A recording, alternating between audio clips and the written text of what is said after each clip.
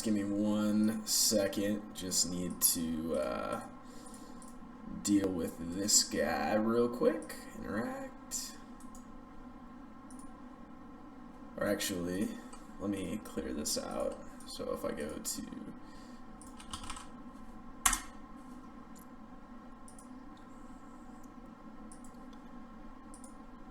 Alright, I just need to update the chat window real quick because it's not updating. Oh well, you guys are going to see some carryover from the last stream, and that's just the way it is. I just wanted to get things started. For those of you who don't know, even though you're likely subscribed to my channel, my name is Robo Rick. I do for TechWarriorz all of the code-based videos, but in order to keep my sanity, like a lot of people, I often need to discuss something other than fighting, or discuss something other than coding.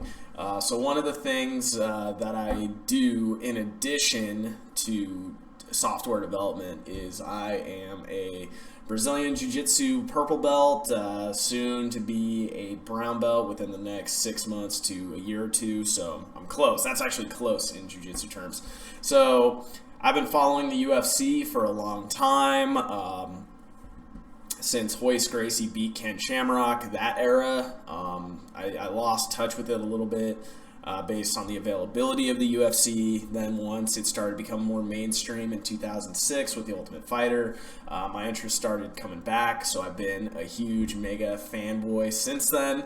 And UFC 205 was fucking historical, and it was historical based on the fact that this was the first pro legal mixed martial arts event that took place in New York.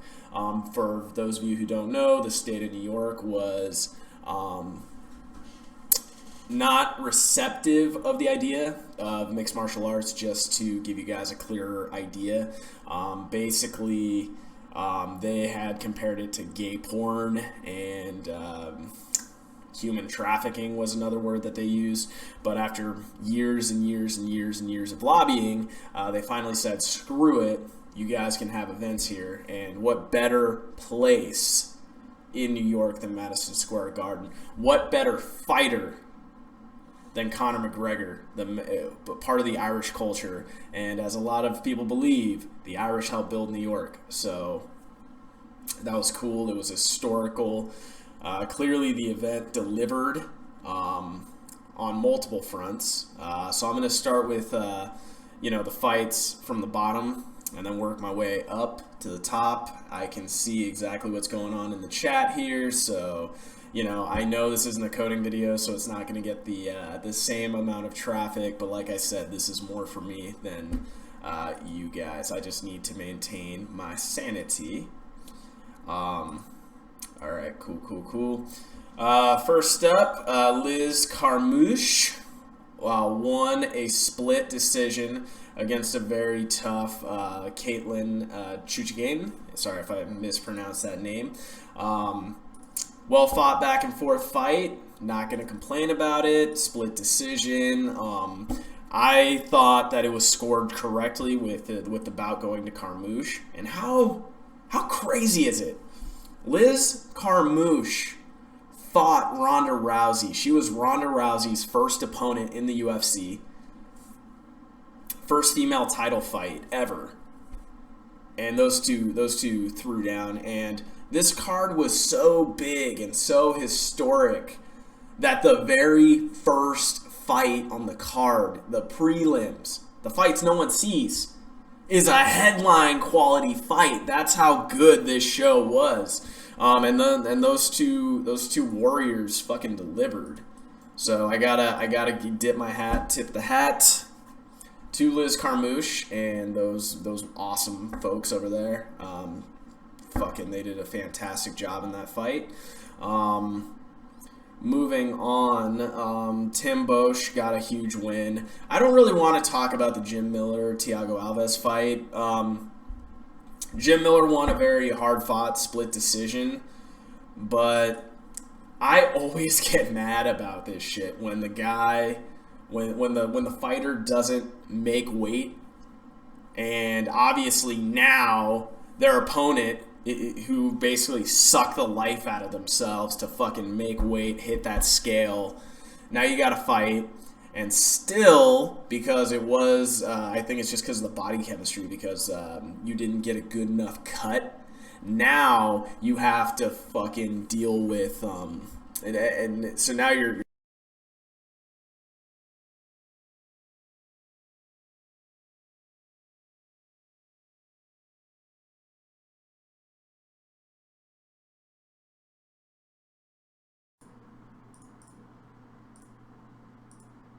So now, sorry guys, my audio cut out. So now it's one of those things where it's like the guy doesn't make weight, he doesn't do what he's supposed to do, and now, like, he doesn't cut weight, doesn't do what he's supposed to do, and the guy still fucking loses. He has a 10-pound advantage. He weighed in at 162 and a half, I think, or 166 and a half. No, it was 162 and a half for a 155-pound fight. It wasn't missing it by 2 pounds, 4 pounds, 5 pounds. He missed it by almost 10 pounds. He lost 10 to 20% of his purse, automatically went to Jim Miller. Still lost a split decision. I'm glad that he lost a split decision because Thiago Alves was fighting at welterweight for the title like about 6-7 years ago. So I think that is where he needs to be. That is where he needs to fight. And got to hand it to Jim Miller. Gotta chalk that one up to his fucking heart. Holy crap, that guy's amazing. So I'm glad he won. Thiago Alves, man, go back up to 170. That's where you belong. If you can't make weight, like the Kelvin Gastelum situation. Holy fucking shit. He beat Uriah Hall at 185, yet somehow he's just like, no, I gotta stick at 170. Beats Nate Marquardt at 185. Has to go to 170. Missed weight when he fought Tyrone Woodley. No. Had to go back up to 185. Then he goes back, and I'm just like, dude, you're an 85-pounder. That's just the way it is. He doesn't have like a scientific approach to cutting weight, and your body's like, he's been wrestling his whole life, so he's been doing these weight cuts. After a while, your body is just gonna tell you, fuck off, bro. I'm not gonna cut any weight. So disappointed we didn't get to see Kelvin Gastelum and Cerrone go at it, because I think that would have been a spectacular fight. And I truly believe that Kelvin had every intention of fighting Cerrone that night. It was probably just a shitty weight cut. He was probably on the brink of death and was like, dude, there is no way I can make this. And, for his own safety, he dropped out. And if it's for people's safety, I'll never argue against not doing a fight. That being said, going up through the card, this spectacular card, I have to give props where props are due. Khabib is a fucking stud. Okay, I'm looking at his ground game, and I'm like, he does very basic things, but these are things that, like, I'm like, as he's doing it. So for one instance, he had Michael Johnson's arm pinned. His fucking arm was pinned at all times. So he's like in turtle position, but he's grabbing that arm, throwing it in the front pocket. So now Michael Johnson only has one arm to defend these punches, and he's going at him like. And then he was playing the crucifix side control position masterfully. I'm watching this shit. I'm like, holy fucking shit! This is the guy. This is the fucking guy who can beat Conor. Possibly even Tony Ferguson, even though that's, I think their unorthodox ground styles may cancel each other out, so it might even be a boring fight. I hate to say it, but I still want to see it. But Khabib could beat Conor McGregor tomorrow. Khabib could beat any lightweight in the division right now, maybe with the exception of Tony Ferguson, because no one is going to be able to handle that unorthodox ground style. And it's these things that I always see coming from a jiu-jitsu background. I'm like, why doesn't the guy do that? Why doesn't the guy do this? Why doesn't he do that? And he did it perfectly. And he throws a lot of different looks at the guy. What I liked in particular was, I believe it was round 3, he had Khabib in mount, but instead of taking mount traditionally, pretend that these are the guy's hips, and this is another guy. Or actually, hold on, I'll get the I'll get the toys. Give me a second. All right. So I'm gonna use Batman and Captain America here. So essentially, how mount is usually done, it's you'd be from this position here, right? So here's the hips. You would clear the hips. What Khabib was doing was he was locking down the knees and punching Michael Johnson as it was going down. So with the knees hooked up, he still couldn't hip out. And if anybody knows anything about the jiu-jitsu game, how you escape that mount is they're on the hips, you shrimp out, come out, and then hook a leg and you get yourself back into half guard. And little things like that, like those are one of the fights that me as a jiu-jitsu guy, I watch and I'm like, holy shit, what the fuck? I need to start doing that. And the whole fight had me like 5 or 6 times. I was like, holy shit, I need to start doing this. So it was masterful performance. Michael Johnson, to his credit, he has nothing but heart, man. Because that guy's a fucking stud and a half. And I found myself just like, what the like, he was taking like 30 or 40 or 50 punches in these little exchanges as Khabib would just single out an arm. And if you guys don't know anything, imagine take a boxing match and the guy only has one arm to defend himself, and you're in a position where you can't really move or bob and weave, and he's just taking punch after punch after punch after punch. And I was like, whoa. So, and it ends with him catching Michael Johnson in a Kimura. Now, I do think somewhere in Michael Johnson's career, he will have the opportunity to fight for a title, fight for a championship. But I do feel that it is going to be a little ways away.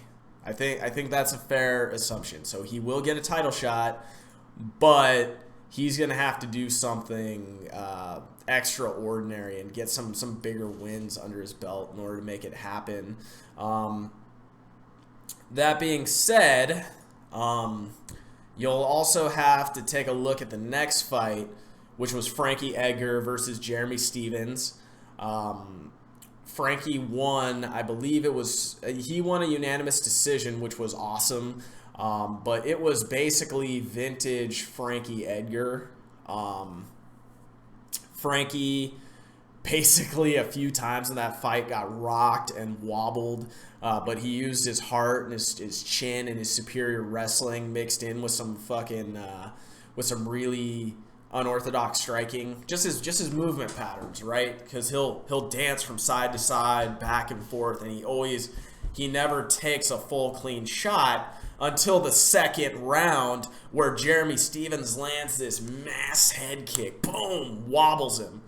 He's down on the mat, and I'm like, holy shit, is this the end for Frankie Edgar? Is this going to be his last fight? Because if he loses to if he would have lost to Jeremy Stephens, he would have never got another fucking title shot again. Not in the featherweight climate. There's just no goddamn way. But he pulls it off. He's hitting takedowns. He's hitting some great ground and pound position. He's hitting some good passes. He is constantly, I believe it was either the second round or the third round. No, it was the second round, which actually saved him from losing that round. He was constantly attacking Jeremy Stephens with guillotine attempts from top half guard. He passed into his mount a few times. But I truly feel that Frankie, if he really, really, really wants another shot at the title, it's not going to be at 45. He's going to have to cut to 35. But I don't know if he still has the speed to keep up with the Dominic Cruz. I think Frankie, at this point, if he wants to continue to fight, he's going to be one of those dudes who's going to be fighting names, but I don't know if he's going to get another title shot in his career after he lost to Aldo, and he's fighting guys in the top 7, but not the top 1. And then you have Conor McGregor, who might be sticking at lightweight, which I wouldn't blame him for doing if he doesn't want to like cut back down to 45 and become the crypt keeper. I just don't know. It's a very insane, it's a very interesting conundrum for them to be in. So tip of the hat to Jeremy Stephens. He showed why he is in the top 10. He showed why he belongs to be in the top 10. That head kick was fucking savage, to say the least. I'm glad I saw the fight. As I said, if that was the headline on a UFC fight night or even one of those low-key pay-per-views, I would have fucking dropped money to see that fight. Absolutely. So, once again, I got to say, tip of my hat to both those guys, Jeremy Stephens, Frankie Edgar, though it wasn't fight of the night. The next one was just kind of sad. What we didn't know about the next fight was that it was going to be Miesha Tate's retirement fight. She has been, I believe she wrestled in high school, and she's been competing since she was 14. She now finds herself at 30 years old. And one of the comments she made was that, you know, she's at this point where her body is so damaged that she has, basically she knows what to do out there, but she doesn't, she says that she just can't do it out there anymore. I think that she won the belt in the UFC, which was great. She beat a very tough Holly Holm in an epic fight. Then she lost the belt at UFC 200, and then she lost to a number 4 contender at UFC 205. So I honestly feel that retirement, though it might be a little premature, I feel like it might be the best thing, because Raquel Pennington, don't get me wrong, is a sensational fighter, but I don't know how I would match her against a Ronda Rousey. I don't know how I would match her against a Cyborg or a Holly Holm. I know she is on the up and up. I know that that win over Miesha Tate definitely puts her in the conversation.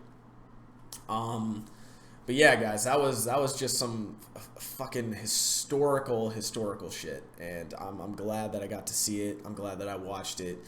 You guys are being awfully quiet in the chat. You should stop in and say hello. That'd be awesome. So yeah, basically in that fight, the story was Rochelle was owning the stand-up exchanges. She was owning the clinches. Whenever the fight went to the ground, she would always end up in the dominant positions, the dominant ground and pound.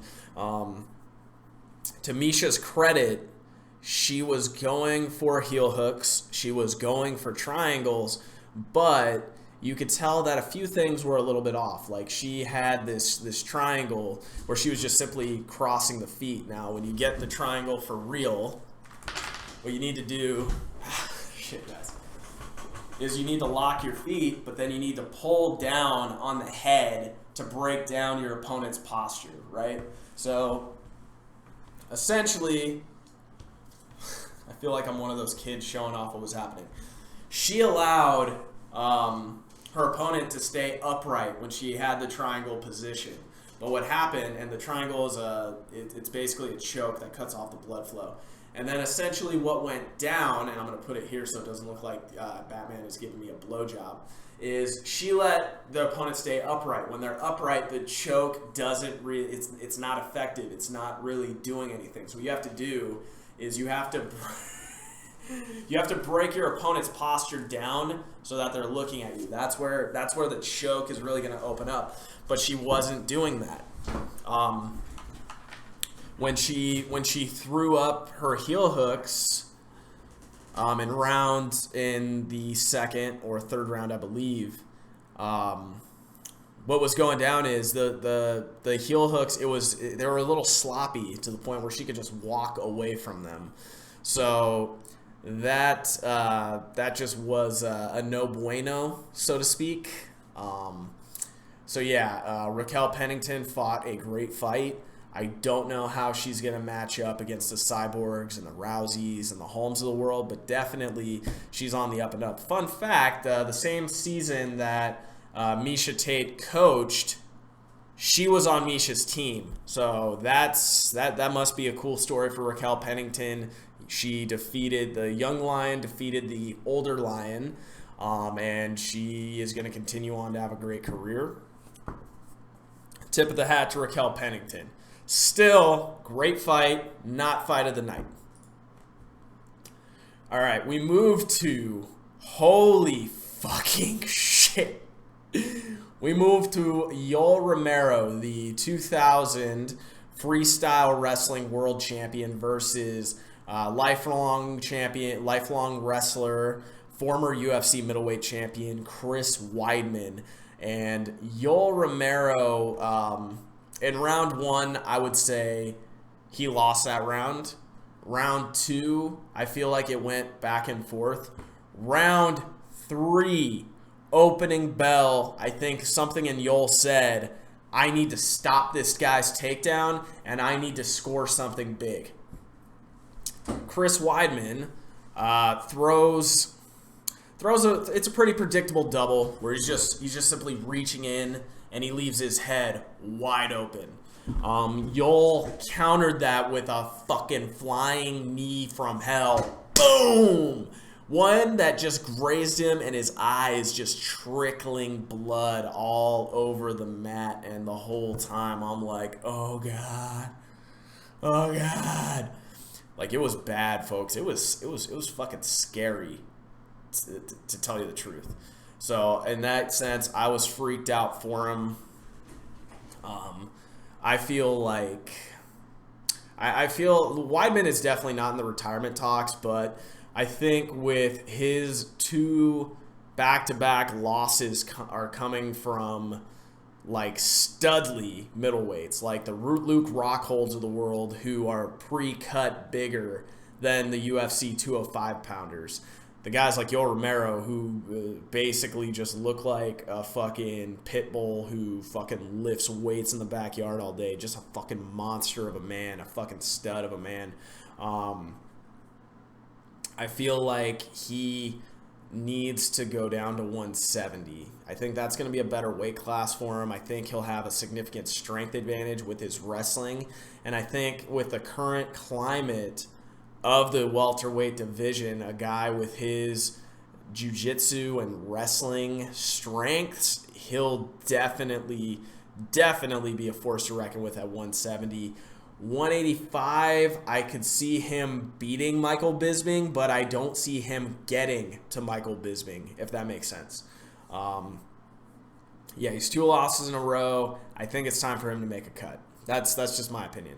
Now, the next one we have was the women's strawweight bout between Joanna Jedrzejczyk, my bad if I mispronounced that, and then Karolina Kowalskis.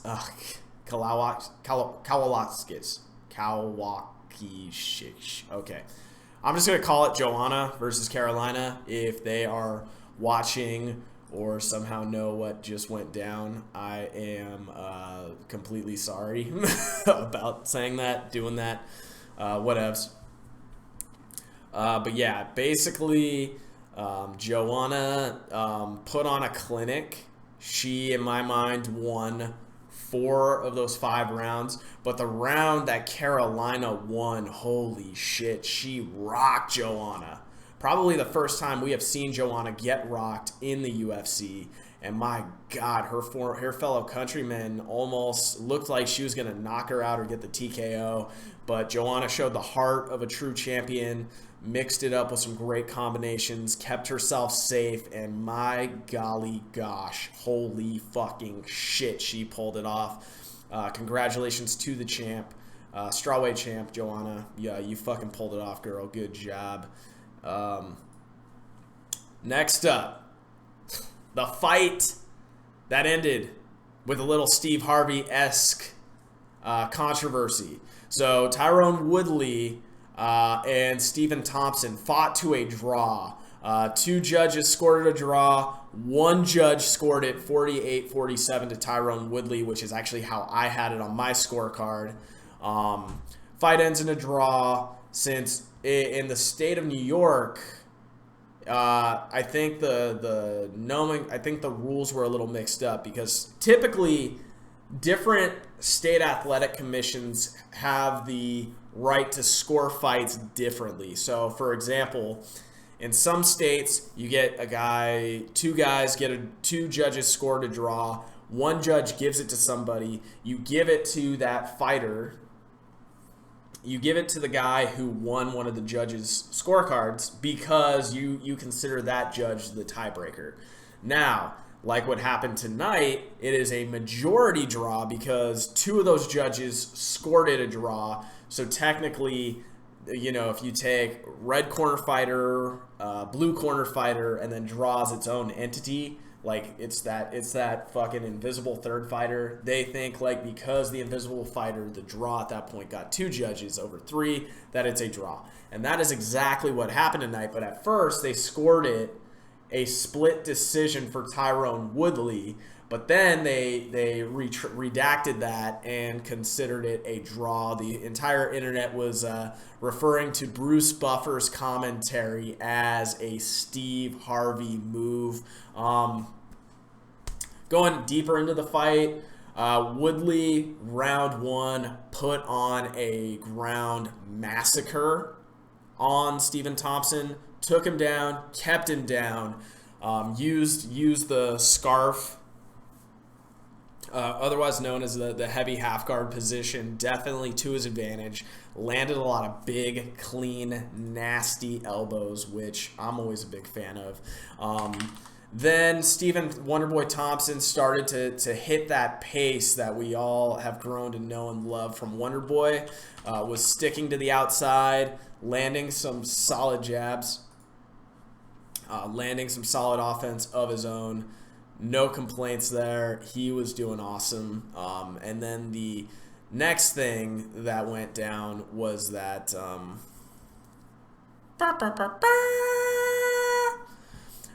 then what happened next is round 4. Wonderboy gets clipped, and Tyron Woodley is just battering him, hitting him. And Wonderboy stays in the fight, but I think he was out on his fucking feet, but he kept coming like the damn Terminator. And then what stopped Woodley from getting the stoppage was the fact that he went for a guillotine, a submission, while Wonderboy was rocked, but he messed up on it. See, the problem is, sorry guys, I have to use the fucking To Catch a Predator fucking doll in these guys. So he had what's called an arm-in guillotine. So he has a guillotine, and then you have a hook on the arm, right? So the problem here is if I squeeze it deep, just come here, it's not hitting the neck. It's hitting the shoulder region, and it's not getting the neck the full way that it needs to. And when you go straight back, when you fall straight back, you're not really doing anything. So what you need to do is you need to fall on your side. That way you put more pressure on the neck, and then you squeeze, right? And then it's more of doing like an oblique crunch.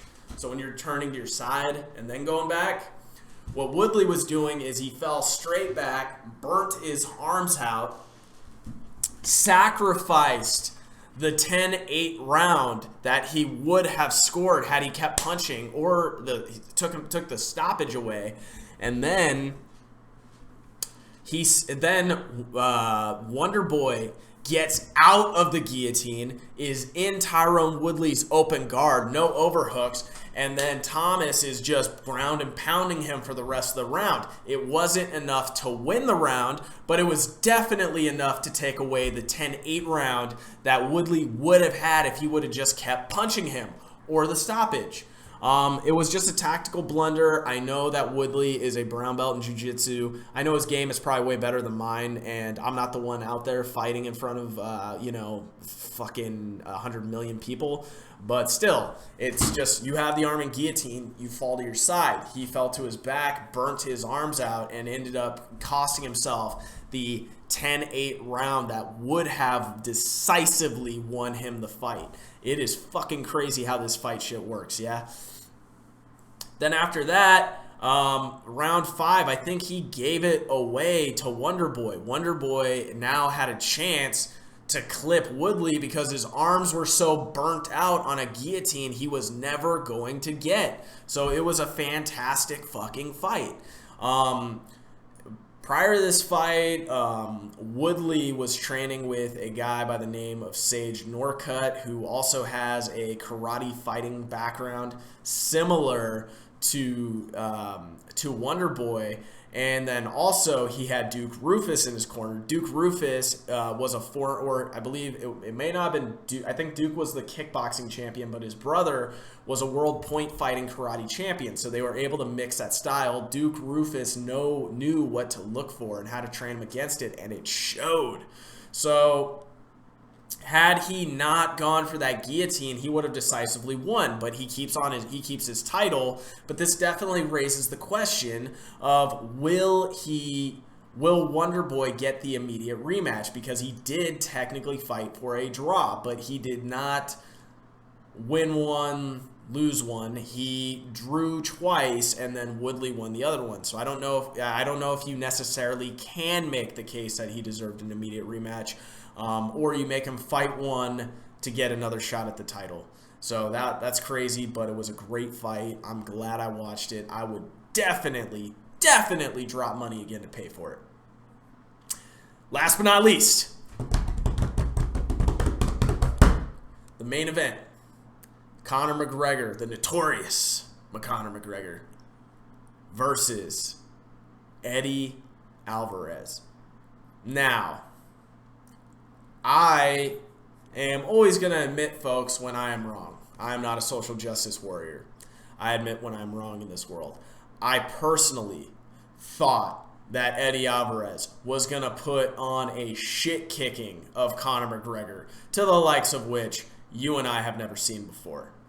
I was fucking wrong. Holy crap. 1 minute into this fight, because here's the thing, guys. Conor always would normally walk out. He does that thing where he's like playing with the mouthpiece and he's just smiling like, he's like just smiling at the camera, having fun. But he was like eerily calm before this fight. Now I was thinking maybe he's scared, maybe he's nervous, but I don't think that's the case now. I think this motherfucker was just calm because he's done everything you could possibly fucking do in MMA. So what's gonna scare this guy? So he's calm and he's eerie, and the whole fight he's not yelling, he's not going wild, he's just calm and he's relaxed, and I'm like, oh, okay. And then I'm thinking, oh man, I think he's just scared of Alvarez. I think he's just, nope. Alvarez comes in, big right hand, Conor comes over the top, bam, clips him right over the top, knocks him the fuck out. John Lamb, what is up, buddy?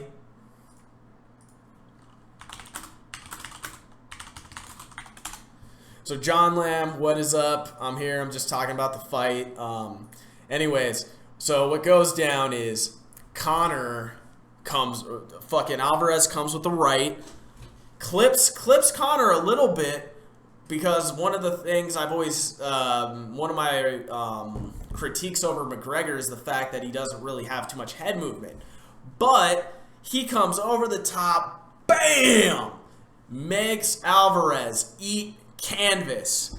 Then he swarms on top of him. He's hitting him. He's on him. Lets Alvarez get back up. Then he knocks Alvarez down back again, and he did this crazy ass technique that I've never seen anyone do before in ground fighting. Because normally what you do is like there's a rule in jiu-jitsu where you want to keep either 2 hands in or 2 hands out when you're talking about when you're dealing with an opponent's guard. And the reason for that is the triangle, because if one arm is in, one arm is out, they would triangle. They would just triangle it. So Conor, what he did, which was brilliant, And I will get to that in 1 second, John Lamb. That is an excellent question. What he did was he held his leg up against the cage by the ankle. Alvarez is out on his feet. No one does this maneuver, and he's taking hits the entire time as he can't do a basic hip escape to get himself out. It is nothing short of brilliant. And he's beating on him, he's working him. Then, somehow, some way, Alvarez survives until the second round. And I'm just like, holy shit, Conor is still calm. He's eerily calm. And then the two get into a little exchanges. Alves looks like he's starting to maybe be working up a comeback. He clips Conor a few times. But then Conor with a 4-punch combo makes fucking history, becomes the first champion to hold 2 titles in 2 consecutive weight classes in New York on the first live event happening in New York, while you have 10,000 fucking Irishmen and women supporting their fighter, supporting Ireland, supporting their hometown. It was amazing. I thought Conor was in for an ass whooping. That was not the case. Conor McGregor, ladies and gentlemen, is the real fucking deal. Oh my God, fucking goosebumps. John Lamb, getting to your question. All right, John Lamb, getting to your question. Basically, how I feel about that fight is this. Khabib offers a certain ground problem that Conor McGregor has never faced before, and it's very hard to emulate. I know he has Dylan Dennis in his corner, who is Marcelo Garcia's guy, but Dylan is...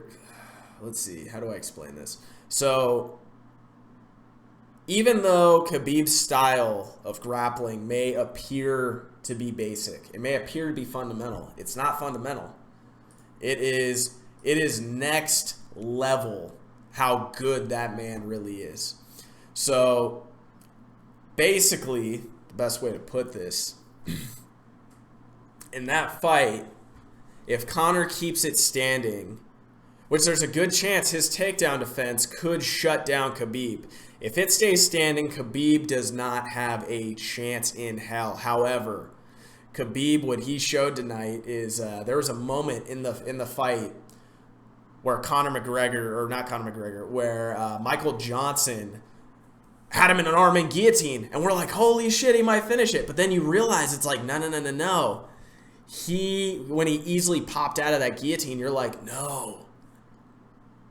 He was never in a guillotine. He didn't want to waste energy for a takedown, so he came up with a clever way to get your back to touch the mat. He's not just a good grappler in the sense of his takedowns or his takedown defense. He is a good grappler. He is a great grappler in the sense he could trick you, and he can bait you, and he can defeat you, and he can set up, he can put out that bait that you just can't help but take. And if he gets that fight to the ground, if he gets McGregor to the ground, though it is a very tough thing to do, especially since McGregor has been working so hard on his wrestling, if he gets that fight to the ground, McGregor is done. He's done. But if he can't, Khabib is done. So if Khabib and Conor face off, which it is a very good chance that they might, that fight could honestly go either way. If you gave me $1 million and told me I had to bet on each one, and that's the only way I can invest the money, I don't know what the fuck I would do, man. Because that fight could go either fucking way. Holy crap. Now, Conor versus Tony Ferguson, that's a different story. I think that Ferguson is custom made to beat Conor McGregor. And the reason I say that is because Diaz, with his style, and he's like a more worn down version of Tony Ferguson, he basically was the guy who gave Conor McGregor the most trouble. In fact, he beat him. Tony Ferguson is not going to fall for any of Conor McGregor's head games. He's not going to take the bait. He's not going to just let him in. And what we learned about Tony Ferguson is not only is he good at avoiding shots, but when he takes them, he just walks through them. He's good at delivering. He also has a very, very, very unorthodox ground game. So I don't think Conor could handle the length. I don't think Conor is going to be able to get inside on Tony Ferguson. I think Tony is going to be able to do such a good job on El Cucuy is going to do such a good job at keeping away from that distance that McGregor just isn't going to know what the fuck happened. That's the fight that should happen next. Will it happen next? I don't know. I don't know. I think the lightweight championship has switched hands a few times now. I think they want to solidify Conor in one of the weight classes, so they'll give him a gimme fight. Because there's no gimmies left at 155. There's no gimmies left at 145. So it's just going to be a matter of whether or not Conor wants to fucking look like the Crypt Keeper again or whatnot. All right, guys. So we had a good discussion. John Lamb, I hope I answered your question properly. I see a few more people in the chat room. Come on, guys. Say hello.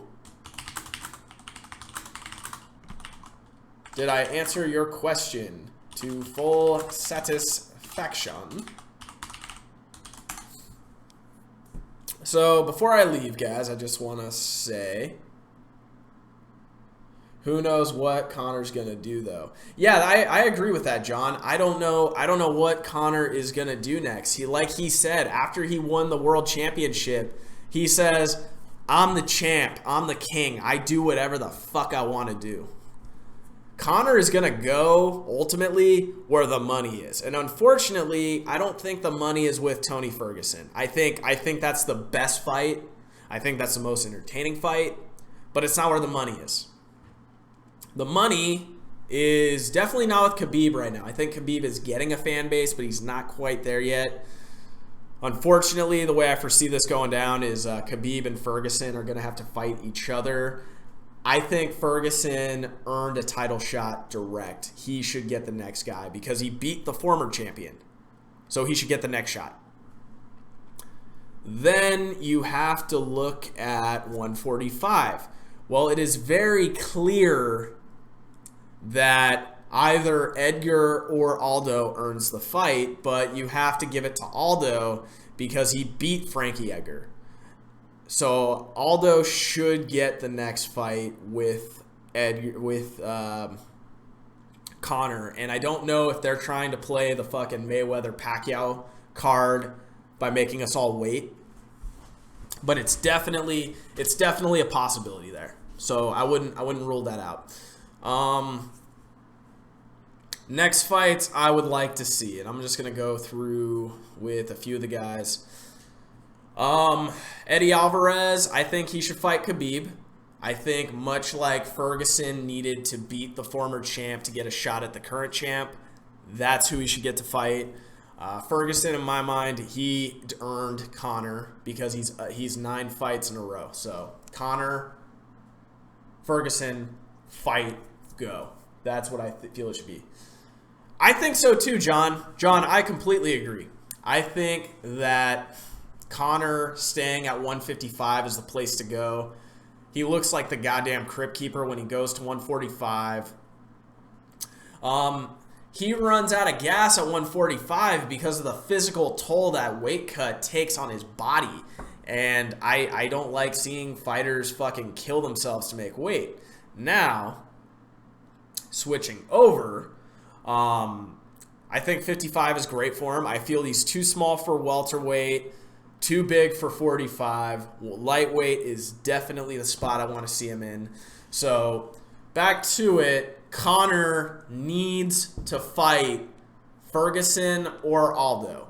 Now, what we know about Conor is he wants the money fight. The money fight is Aldo. Ferguson is a fight that he would need to take to solidify the fact that he is the lightweight champion. And I think him beating guys at welterweight, beating guys at all weight classes, absolutely, John Lamb, absolutely. He looks horrible at 145, but he needs to defend either belt. He cannot do Nate Diaz yet until he earns one of those shots. Conor wants the money. The money is Aldo. Ferguson is a solidification fight, and that could go either one of two ways.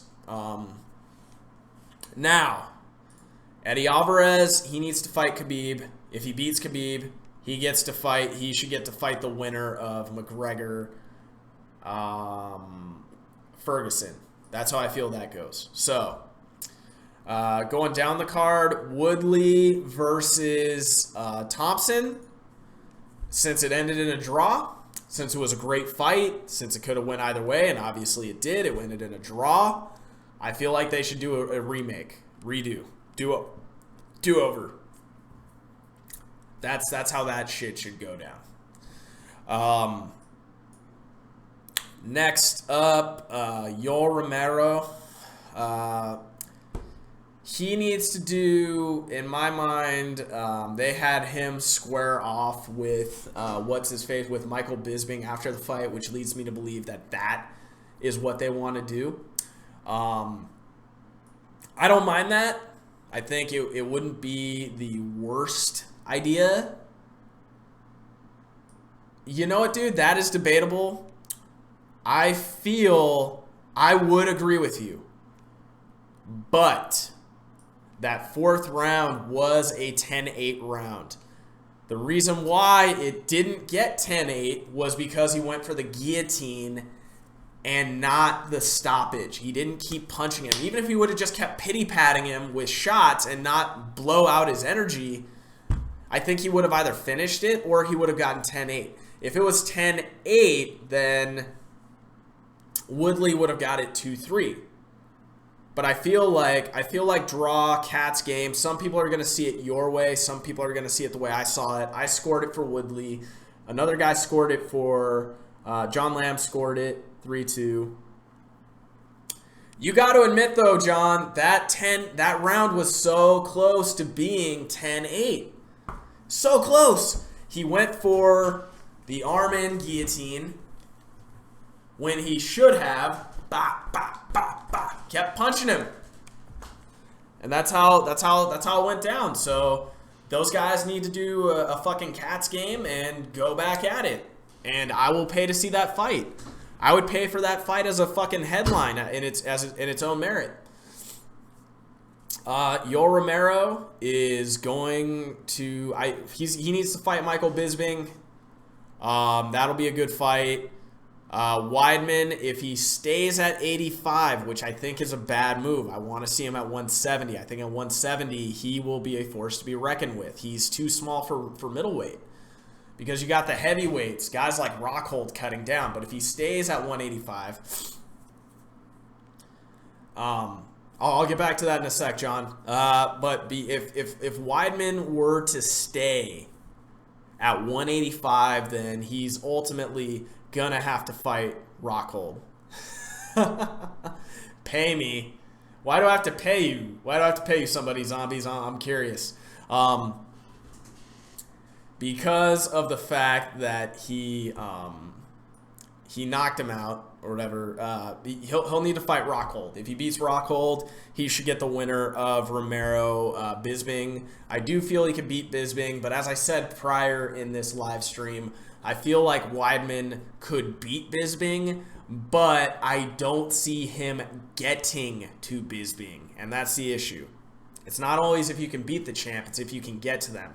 And it is a hard road to get to Bisping right now. He is going to have to beat Rockhold, and then he'll likely have to beat another guy, and then he'll get Bisping. So if he goes to 170, there's all sorts of matchups that I think would be great for him. I think maybe he could springboard himself into whoever loses the rematch between Woodley and Thompson. He could get in there with Johnny Hendricks. Him and Kelvin Oh, wait, no. Kelvin Gastelum will never get another shot. Alan Jobain would be good. Because I'm bringing the money to this live stream. Well, thank you, Zombie. You don't own this stream. I own this stream. Me, Robo Rick, motherfucker. Miesha Tate is essentially going to retire. So here at the TechWarriorz team would like to wish her a happy and healthy retirement with her and her boyfriend Brian Caraway. Tip of the hat. Hope you have a great life, Miesha. Always seeing you fight was a spectacle. You always carried yourself with great class as a champion. Yeah, you and Ronda got a little out of hand, but I got to give respect where respect is due, and thank you for everything you've done for the sport. Greatly appreciate it, and once again, have a happy retirement. Raquel Pennington has, on the other hand, her opponent tonight, who defeated Miesha Tate in her final MMA bout,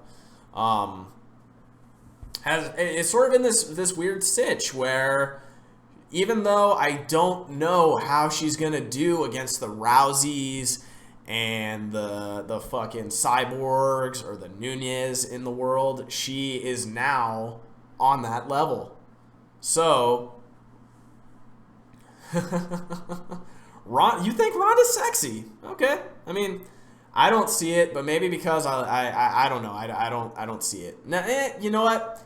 I would say Ronda is cute. She's an attractive woman. I don't know if she just doesn't do it for me, but she does it for a lot of guys. So hey, have at it, all yours, man. Plus, she would want nothing to do with a guy like me, anyways. Who the fuck are we kidding here?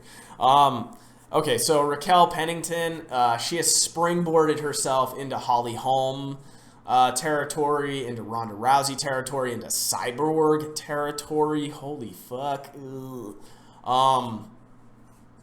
What I would like to see is, honestly, the best matchup for her, in my opinion, is Nunez. That's the best situation for her would be Nunez, because I think Holm would just use her range and outbox her. Cyborg would massacre her. Nunez, which is probably the next bout after her and Rousey.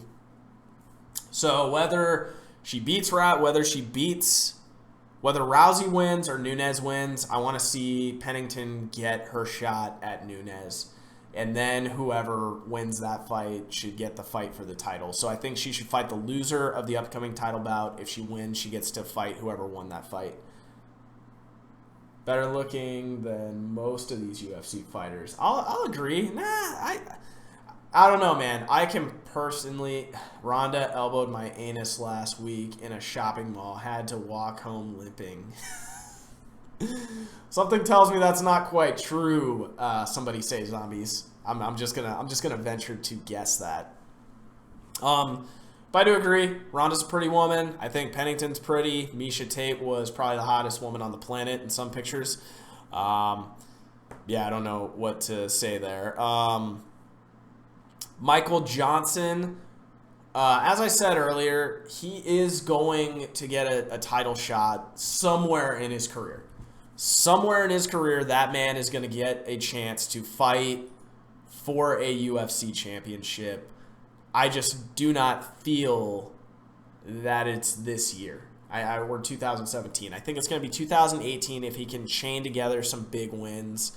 I would actually like to see him give Nate Diaz a rematch. I'd like to see him maybe fight somebody, a top 10 guy.